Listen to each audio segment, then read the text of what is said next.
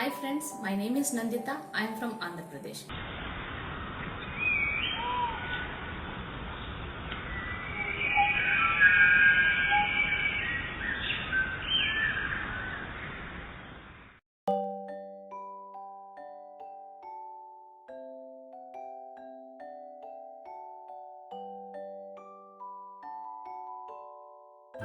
Now let us discuss the kingdom Archaebacteria.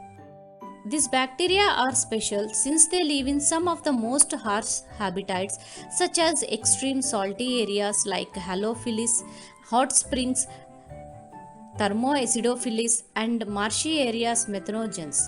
Archaebacteria differ from other bacteria in having a different cell wall structure, and this feature is responsible for their survival in extreme conditions. Methanogens are present in the gut of several ruminant animals such as cows and buffaloes, and they are responsible for the production of methane biogas from the dung of these animals. Let us discuss the characteristics of domains R. There are the most primitive prokaryotes. They are found in stressed environments such as high salt content and edges of Great Salt Lake, Dead Sea, edge of the ocean, hot sulfur springs, volcanic walls, etc. The cell walls lack peptidoglycogen. In most cases, the cell wall composed of non-cellulosic polysaccharides and some proteins. In some members, there is no cell wall. This feature of having different cell wall is responsible for their survival in extreme conditions. Most of the archaebacteria are chemoautotrophs. Now let us discuss in detail about types of archaebacteria. There are the three main types of archaebacteria. First is methanogens. These are the strictly anaerobes. They live anaerobically in gut of several ruminants such as cows, buffaloes, goat, etc. These bacteria help in fermentation of cellulose. They produced almost 65% of atmospheric methane. Example: methane bacterium, Methanobacillus, Methanoscarcina, and Methanococcus. Second one is Halophilus. These are found in extreme saline environments like salt lakes, salt marshes, salt pans, salt solutions, etc. There are mostly anaerobes.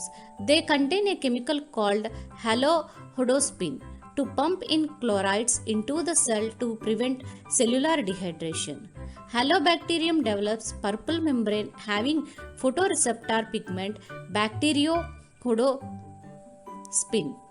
In light, it acts like a proton pump and helps in synthesis of ATP.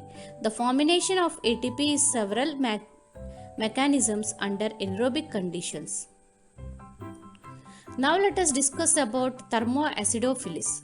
These are archaebacteria. They can live in both extreme heat and acidic pH environment. Under anaerobic conditions, these organisms oxidize sulfur to sulfuric acid. The Thermoacidophilus can survive in high temperature and low pH value conditions also.